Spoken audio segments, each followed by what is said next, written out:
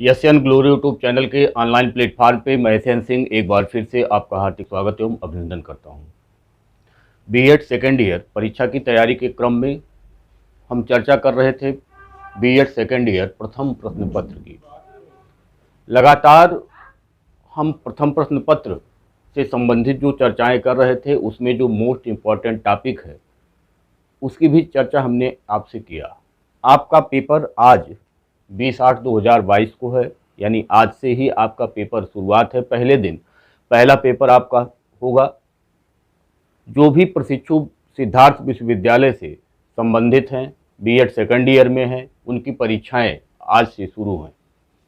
उसी क्रम में आज हम चर्चा करने जा रहे हैं कि जो इम्पोर्टेंट टॉपिक है उस पर छोटी छोटी चर्चाएं हम करेंगे। अगर आप चैनल पे नए आए हैं तो चैनल को लाइक करिए, सब्सक्राइब करिए और अपने दोस्तों में शेयर जरूर करिए। परीक्षा संपन्न होने के बाद आपको UP TET, C TET, super TET या वनडे से संबंधित जो एग्ज़ाम होते हैं उसकी तैयारी इसी प्लेटफॉर्म पे आपको कराई जाएगी। तो आप हमसे जुड़े रहेंगे। चर्चा की शुरुआत करते हैं। जो आपका प्रथम प्रश्न पत्र है उसमें जो मोस्ट इम्पॉर्टेंट पार्ट है वो शिक्षण से संबंधित है, टीचिंग से संबंधित है। तो सबसे पहले शिक्षण का अर्थ क्या होता है, हम इसको समझने का प्रयास करते हैं कि शिक्षण का अर्थ क्या होता है। तो शिक्षण के अर्थ को अगर हम समझने का प्रयास करें तो सबसे पहले शिक्षण जो होता है वो शिक्ष धातु से बना होता है। शिक्षण जो होता है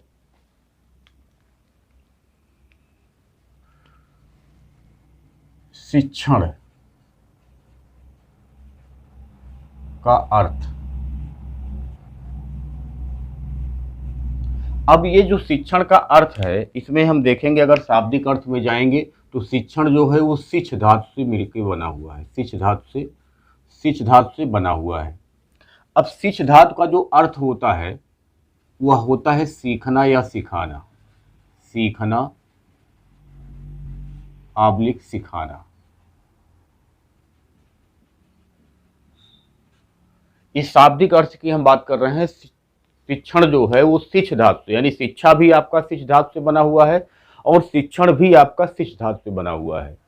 तो शिक्ष का अर्थ होता है सीखना या सिखाना, यानी जब हम आपको टीचिंग करते हैं, आपको पढ़ाते हैं, हम कोई भी शिक्षण कार्य करते हैं तो उसमें केवल हम सिखाने का ही कार्य नहीं करते हैं बल्कि सीखने का भी हम कार्य करते हैं, जिससे हमारे जब अनुभव पढ़ते हैं तो आप देखते हैं कि टीचिंग और अच्छा होता चला जाता है, यानी शिक्षण का कार्य और अच्छा होता चला जाता है। अगर हम सीखते नहीं तो हमारा जो समय के साथ, अनुभव के साथ जो टीचिंग में परिवर्तन आता है, जो टीचिंग में परिमार्जन होता है, जो टीचिंग अच्छी हो जाती है वह नहीं होता। तो निश्चित रूप से हम कह सकते हैं कि शिक्ष में शिक्ष धातु जो है उसका अर्थ होता है सीखना और सिखाना, और वही शिक्षण का अर्थ भी हो गया सीखना और सिखाना। केवल सिखाना नहीं, सीखना और सिखाना दोनों शिक्षण का अर्थ होता है। अब शिक्षण जो है वह एक सामाजिक प्रक्रिया है। बिना समाज के, यानी अगर आप चाहें किसी बच्चे को अकेला आप पढ़ा दें तो जो गुण उसके अंदर हम पढ़ाई के द्वारा विकसित करना चाह रहे थे, जो विशेषताएं हम उस बच्चों में विकसित करना चाह रहे थे, वो विशेषताएं उस बच्चे में नहीं आएंगी, वो गुण उस बच्चे में नहीं आएंगे, क्योंकि कुछ ऐसे गुण होते हैं जो केवल और केवल समाज में, यानी उन बच्चों के साथ जो उसके साथी हैं ही वो गुण आ सकते हैं, अन्यथा नहीं आ सकते। तो इसीलिए कहा गया है कि शिक्षण जो है वह एक सामाजिक प्रक्रिया है। अगर सामाजिक प्रक्रिया ना होती तो जो आपके देश के बड़े बड़े उद्योगपति हैं, जो बहुत ही धनाढ़ व्यक्ति हैं, वो अपने बच्चों की शिक्षा के लिए अपने घर पे ही एक ऐसा विद्यालय खोल लेते कि जहाँ पे देश के विदेश के जो मोस्ट टॉप क्लास के जो टीचर हैं वो पढ़ाते और वो अपने बच्चे को बहुत विद्वान बना देते। लेकिन ऐसा नहीं है, क्योंकि हम बच्चों के अंदर केवल उस कंटेंट को नहीं भरना चाहते हैं जिस कंटेंट को लेकर के हम किसी क्लास में उसको पढ़ाते हैं। उसके अलावा बच्चों के अंदर हम बहुत सारे गुण भी डेवलप करना चाहते हैं जो किसी भी समाज में सामाजिकरण के लिए, समायोजन के लिए अनिवार्य होता है। और वे गुण जो सामाजिकरण के लिए अनिवार्य होता है वह केवल समाज में मिल सकता है, ना कि व्यक्तिगत रूप से। तो निश्चित रूप से हम कह सकते हैं कि शिक्षा जो है वह एक सामाजिक प्रक्रिया है, शिक्षण भी एक सामाजिक प्रक्रिया है। अब इस शिक्षण को जो सामाजिक दर्शन होते हैं वह उसको प्रभावित करता है, शासन का जो स्वरूप होता है वो उसको प्रभावित करता है, जो सामाजिक रीति रिवाज मान्यताएं परंपराएं होती हैं वो उसको प्रभावित करता है। एक समाज में जिस प्रकार की रीति रिवाज परंपरा होगा उसी को सजो करके रखने के लिए, उसको संरक्षित करने के लिए, उसको आगे बढ़ाने के लिए हम उन बच्चों को तैयार करते हैं। तो रीति रिवाज परंपरा जो जिस समाज की होगी उसी को उसको संरक्षित करना है और उसी को उसको आगे बढ़ाने का काम करता है। शासन का स्वरूप या तो लोकतांत्रिक होगा या तो तानाशाही होगा। जहाँ तानाशाही व्यवस्था होगी वहाँ की जो शिक्षण पद्धति होगी वो दूसरी होगी, और जहाँ पे लोकतांत्रिक व्यवस्था होगी वहाँ पे शिक्षण का जो पद्धति होगा वह दूसरा होगा। सामाजिक दर्शन का मतलब होता है हम किस प्रकार के आचार विचार से ओतप्रोत हैं, हमारे जैसे विचार होते हैं, हमारी जैसी आवश्यकता होती है, उसी के हिसाब से ही हम अपने बच्चों के लिए शिक्षा की व्यवस्था करते हैं और उसी प्रकार से शिक्षण का कार्य होता है। तो अगर हम इसको दो लाइन में कंक्लूड करना चाहें तो कह सकते हैं कि शिक्षण जो है उस शिक्ष धातु से बना हुआ है, जिसका अर्थ होता है सीखना या सिखाना, सीखना या सिखाना। हम समय के साथ अपने जो टीचिंग करते हैं उसमें लगातार हम उसको अच्छा करते जाते हैं, या केवल अनुभव के आधार पे ही होता है। अतः हम कह सकते हैं कि शिक्षण का अर्थ केवल सीखना नहीं, अर्थात शिक्षण का अर्थ केवल सीखना नहीं बल्कि सिखाना भी होता है। सीखना और सिखाना दोनों होता है। इस शिक्षण एक सामाजिक प्रक्रिया है। इसको उस समाज के जो दर्शन होते हैं, उस समाज का जो स्वरूप होता है, जो शासन व्यवस्था होती है, जो सामाजिक मान्यताएं रीति रिवाज परंपराएं होती हैं, वह उस शिक्षण को प्रभावित करने का काम करता है। आगे शिक्षण जो है वह त्रिध्रुवी प्रक्रिया है, जिसमें एक शिक्षक होगा, एक बालक होगा और पाठ्यक्रम होगा। शिक्षक बालक को पाठ्यक्रम के अनुसार पढ़ाता है, शिक्षक बालक को पाठ्यक्रम के अनुसार पढ़ाता है।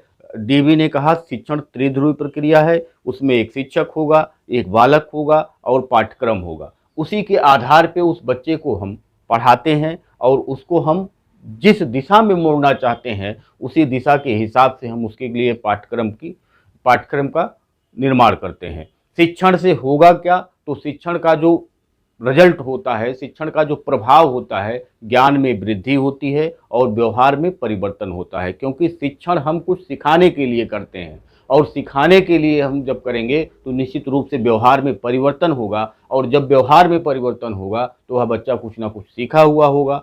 तो शिक्षण का जो रिजल्ट होता है, शिक्षण का जो प्रभाव होता है, शिक्षण का जो अंतिम लक्ष्य होता है वह होता है व्यवहार में परिवर्तन और ज्ञान में वृद्धि। ये दोनों शिक्षण का अंतिम लक्ष्य माना जाता है, और जिससे उस बच्चे के व्यवहार में हम परिवर्तन ला सकें। अब शिक्षण के अर्थ को, ये तो शाब्दिक अर्थ हो गया, तो शिक्षण के अर्थ को हम कई रूपों में पढ़ते हैं। तो शिक्षण के अर्थ को हम किस किस रूपों में पढ़ते हैं इसको थोड़ा सा हम चर्चा करेंगे।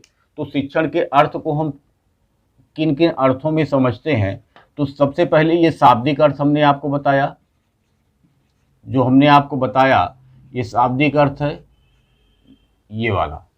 उसके बाद संकुचित अर्थ,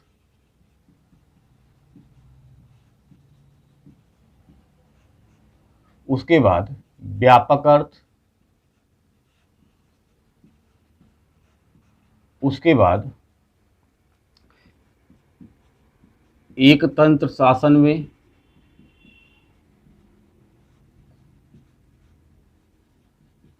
शिक्षण का अर्थ लोकतंत्र में शिक्षण का अर्थ, और हस्तक्षेप रहित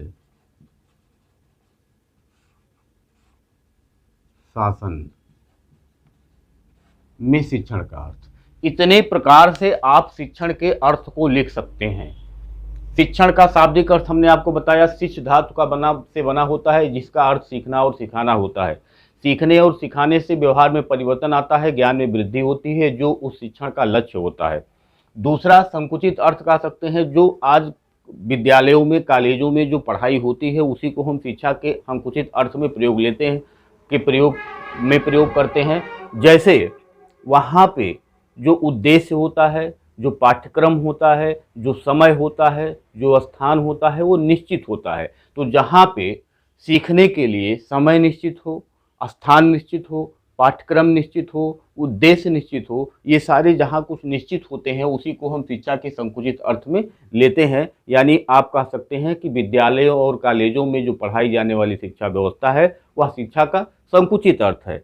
अगर व्यापक अर्थ में हम शिक्षा को लेते हैं तो व्यापक अर्थ ये कहता है कि शिक्षा का जो अर्थ होता है वह हम आते जाते, खाते पीते, रहते टहलते घूमते अपने समाज में बहुत कुछ सीख लेते हैं।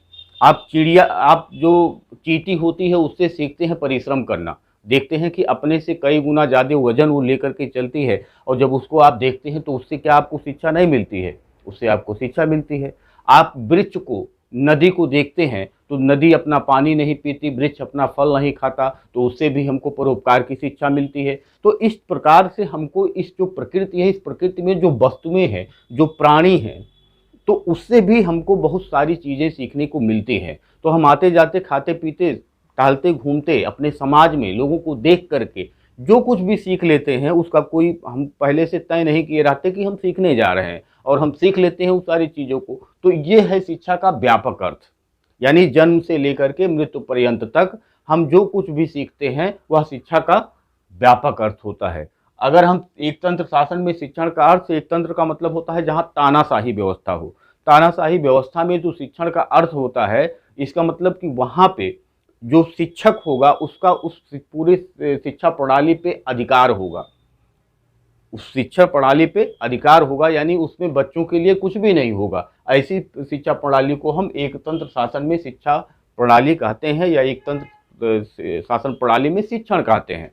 आगे अगर हम देखें तो लोकतंत्र में जो शिक्षण की व्यवस्था है वहाँ पे छात्र और शिक्षक दोनों के लिए बराबर। लोकतंत्र का मतलब होता है जहाँ पे हर व्यक्ति अपनी बात को कहने के लिए स्वतंत्र हो, अपनी समस्याएं उठाने के लिए स्वतंत्र हो। यानी हमको जो आप देखेंगे संविधान में हमको बोलने की जो स्वतंत्रता है, जो आज़ादी हमको मिली हुई है, उसी के आधार पे यहाँ आप लोकतंत्र में कह सकते हैं कि लोकतंत्र में जो शिक्षण व्यवस्था होती है वहाँ पे छात्र और शिक्षक को बराबर महत्व दिया जाता है। लेकिन जब हम हस्तक्षेप रहित शासन व्यवस्था में आते हैं तो ये प्रगतिशील शिक्षा का माध्यम यही है, हस्तक्षेप रहित, यानी किसी प्रकार का कोई हस्तक्षेप नहीं, बालक को बाल केंद्रित शिक्षा के माध्यम से उसको शिक्षा व्यवस्था की जानी चाहिए। यानी यहाँ पे सर्वे सर्वा वह बालक हो जाता है। तो पहले वाले में सर्वे सर्वा शिक्षक, लास्ट वाले में सर्वे सर्वा बालक, और लोकतंत्र में दोनों का महत्व होता है। तो आज की जो शिक्षा प्रणाली है वो बाल केंद्रित शिक्षा प्रणाली है। अगर कोई टीचर पढ़ाता है, बच्चे को नहीं समझ में आता है, इसका मतलब कि बच्चे में कोई दोष नहीं है, उस शिक्षक में दोष है। तो इसका मतलब ये होता है कि यहाँ पे सब कुछ बालक के आधार पे ही अरेंज या व्यवस्थित किया जाना चाहिए। तो हम कह सकते हैं कि ये शिक्षण के अर्थ को आप इतने रूपों में लिख सकते हैं, शिक्षण के अर्थ को आप इतने रूपों में लिख सकते हैं। बाकी आप एक दो शिक्षण की परिभाषा, जैसे थाइन महोदय ने कहा है कि समस्त शिक्षण का अर्थ होता है सीखने में वृद्धि करना। समस्त शिक्षण का अर्थ होता है सीखने में वृद्धि करना, ये थाइन महोदय ने कहा है। रायबर्न ने कहा है कि शिक्षण एक संबंध है, शिक्षण एक संबंध है जो छात्र को उसके विकास में सहायता देता है। शिक्षण एक संबंध है किसके किसके बीच? शिक्षक और छात्र के बीच, जो छात्र के उसके विकास में सहायता देता है, ये रायबर्न ने कहा है। तो ये दो परिभाषा आप लिख दीजिएगा, अर्थ लिख दीजिएगा, तो आपका इस प्रकार से वो शिक्षण का अर्थ और परिभाषा कंप्लीट हो जाएगा।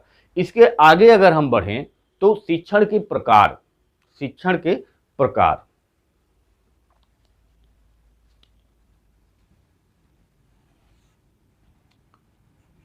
शिक्षण के प्रकार,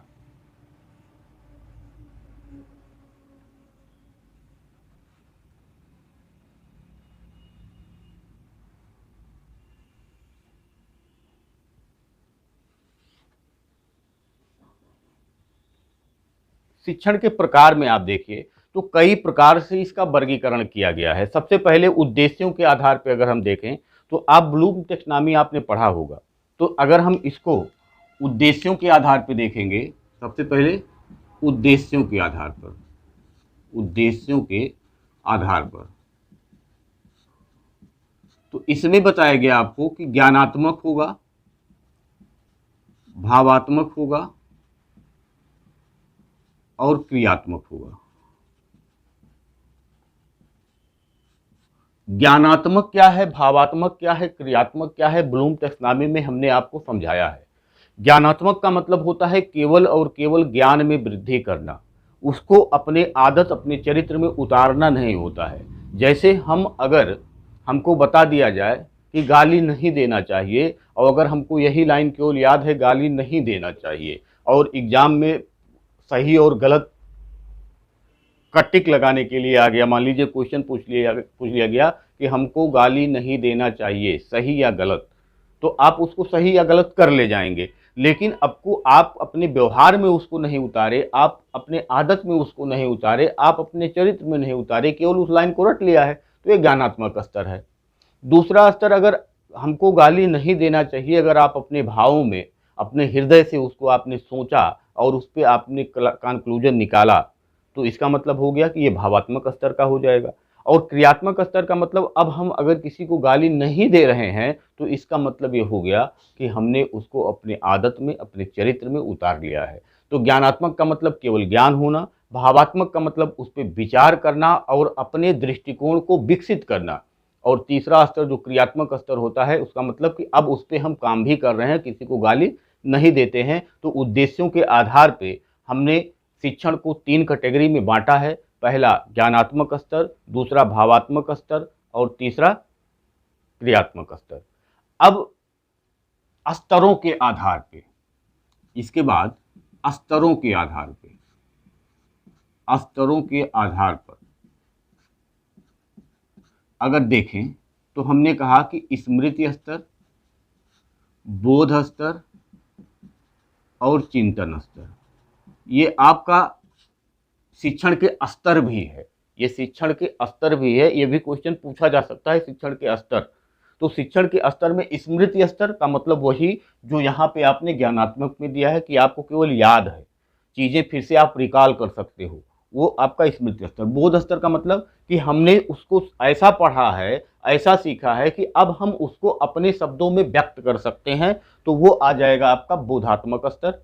और तीसरा है चिंतन स्तर का मतलब अब हमने जो सीखा है उससे हटके भी अगर कोई समस्या आ रही है तो उसको भी अब हम सॉल्व करने में सक्षम हैं, ये आपका होता है चिंतन स्तर। यानी अगर आप स्मृति स्तर पे हैं तो आप चीज़ों को रट लेते हैं और उस प्रकार की कोई समस्या आती है तो उसी के आधार पे आप उसको सॉल्व कर लेते हैं। बोध स्तर है कि आप उस चीज़ को समझ लिए हैं और लगभग उस टाइप से हल्का फुल्का इधर उधर की भी अगर समस्या आती है तो उसको समाधान करने में आप सक्षम है। और चिंतन स्तर, आप अब कोई नई समस्या जब आपके सामने आती है तो उसको भी आप सॉल्व करने में सक्षम है। तो इस प्रकार से ये स्तर के हिसाब से अगर हम शिक्षण का बंटवारा करें तो इसको हम 3 भागों में बांट सकते हैं, स्मृति स्तर, बोध स्तर और चिंतन स्तर। शासन प्रणाली के आधार पे, शासन प्रणाली के आधार पे, शासन प्रणाली के आधार पर एक तंत्र में जो आपको अभी हमने समझाया, लोकतंत्र में जो अभी आपको हमने समझाया, और हस्तक्षेप रहित, यानी 3 प्रकार की शिक्षण व्यवस्था है शासन प्रणाली के आधार पे जो हमने यहाँ अभी आपको समझाया है, वही सारी व्यवस्था इसमें है। अगर हम शैक्षिक व्यवस्था के आधार पे देखें, अगर हम शैक्षिक व्यवस्था के आधार पे देखें, शैक्षिक व्यवस्था के आधार पे, तो इसमें जो है औपचारिक, औपचारिक, अनौपचारिक, अनौपचारिक और निरौपचारिक, निरौपचारिक, ये आपकी शिक्षण के प्रकार हैं। औपचारिक का मतलब कि जहाँ सब कुछ निश्चित होता है, तो यहाँ भी आप कह सकते हैं जो कॉलेज वाली शिक्षा है, जो विद्यालय वाली शिक्षा है। अनौपचारिक का मतलब जो शिक्षा का व्यापक अर्थ आपने पढ़ा यहाँ, वही अनौपचारिक है कि हम कहीं भी आते जाते, खाते पीते, सोते बैठते, टहलते घूमते, जो कुछ भी हम सीख लेते हैं वही अनौपचारिक है, यानी बिना किसी निश्चितता के कोई कुछ निश्चित नहीं रहता है। और निरौपचारिक जो होता है वो दोनों के बीच का होता है। जैसे आपने मुक्त शिक्षा, दूरस्थ शिक्षा आदि आपने पढ़ा होगा, तो कुछ चीज़ें निश्चित होती हैं, कुछ चीज़ें निश्चित नहीं होती हैं, तो उसी को हम कहते हैं निरौपचारिक शिक्षा प्रणाली। तो निरौपचारिक शिक्षण ये आपका 3 हो गया। तो औपचारिक, अनौपचारिक और निरौपचारिक, ये तीनों हो गया आपका।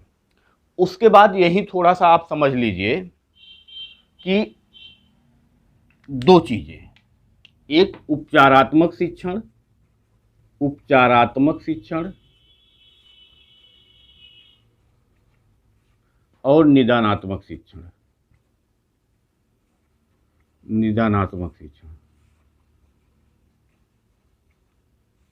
ये जो निदानात्मक शिक्षण है, इसके बारे में, निदानात्मक शिक्षण जो है, निदानात्मक का मतलब होता है कमियों का पता लगाना। जैसे एक अध्यापक किसी क्लासरूम में गया और वहाँ पढ़ाने का काम किया, पढ़ा करके जब वह कंप्लीट किया तो अब वह पता लगाता है कि कितने बच्चों को समझ में आया और कितने बच्चों को समझ में नहीं आया, और अगर समझ में नहीं आया तो क्यों नहीं समझ में आया, यानी उसका वह क्या करता है, पता लगाता है। तो जब कमियों का पता लगाता है कि कहाँ पे कमी रह गई, क्यों नहीं समझ में आया, तो उसी को निदानात्मक शिक्षण कहते हैं।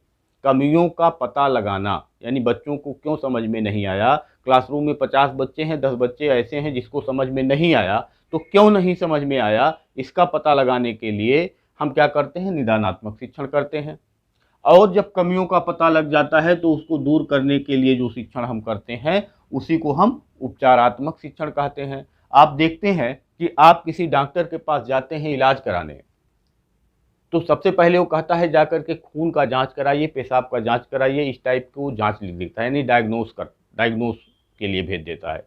डायग्नोस क्या करता है, आपके खून को, पेशाब को लेकर के वह जांच करने का काम करता है, और वही रिपोर्ट ले जाकर के जब हम डॉक्टर साहब को देते हैं तो वो क्या करते हैं, उस रिपोर्ट को देख करके फिर आपके उपचार के लिए दवा लिखते हैं। यानी जो हम डायग्नोस्टिक सेंटर पे गए, जो हम जांच करवाने गए, वो कमियों का पता लगाने के लिए भेजा था डॉक्टर साहब ने, और जब उस रिपोर्ट को उन्होंने देख करके दवा लिखा तो उन्होंने वो उपचार कर दिया। सेम वही चीज़ आपके इस शिक्षा व्यवस्था में है कि निदानात्मक शिक्षण का मतलब होता है कमियों का पता लगाना, यानी ये जांच करवाना होता है, और फिर उपचारात्मक का मतलब होता है उस कमी को दूर करना। तो इस प्रकार से हम इसको कह सकते हैं कि ये सारी चीज़ें हैं। अब अगर हम आगे चर्चा करें तो शिक्षण की प्रकृति, शिक्षण की प्रकृति कैसी है। प्रकृति का मतलब जानते हैं कि नेचर। जैसे अगर आपसे पूछे कोई कि फला व्यक्ति का नेचर कैसा है, फला व्यक्ति का प्रकृति कैसा है, तो आप बताते हैं बहुत अच्छे हैं, हंसमुख हैं।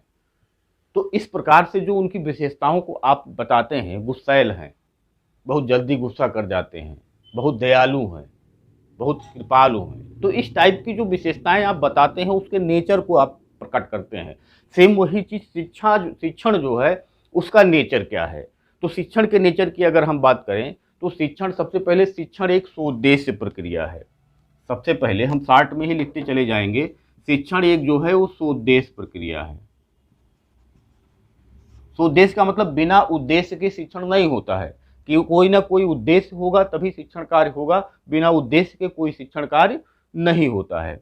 नंबर 2, शिक्षण विकास की प्रक्रिया है। जब हम शिक्षण करेंगे तो निश्चित रूप से कुछ ना कुछ उस बच्चे के ज्ञान में वृद्धि होगी, और जब वृद्धि होगी तो उसका क्या होता है, उसका वृद्धि क्या होता है, संपूर्ण जो मिला करके होता है उसी को हम विकास कहते हैं। तो जब बच्चे को कुछ ना कुछ सीखने के लिए मिलेगा तो निश्चित रूप से उसका विकास होगा।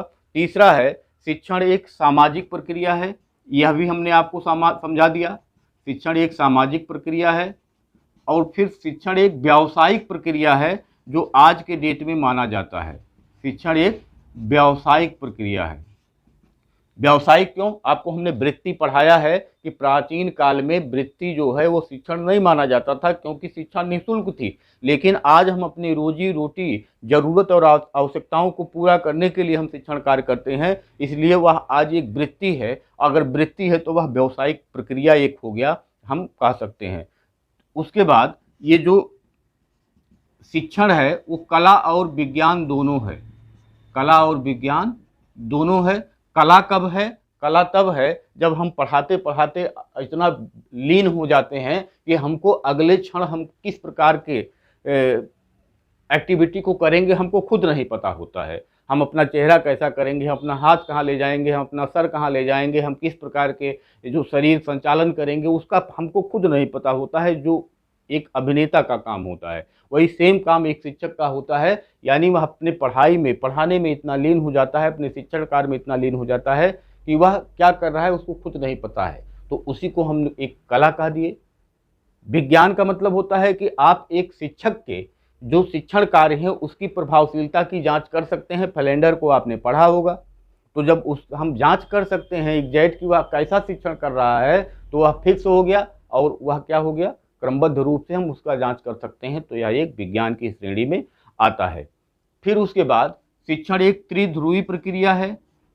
त्रिध्रुवी प्रक्रिया भी हमने आपको समझा दिया, जिसमें शिक्षक होगा, बालक होगा और पाठ्यक्रम होगा।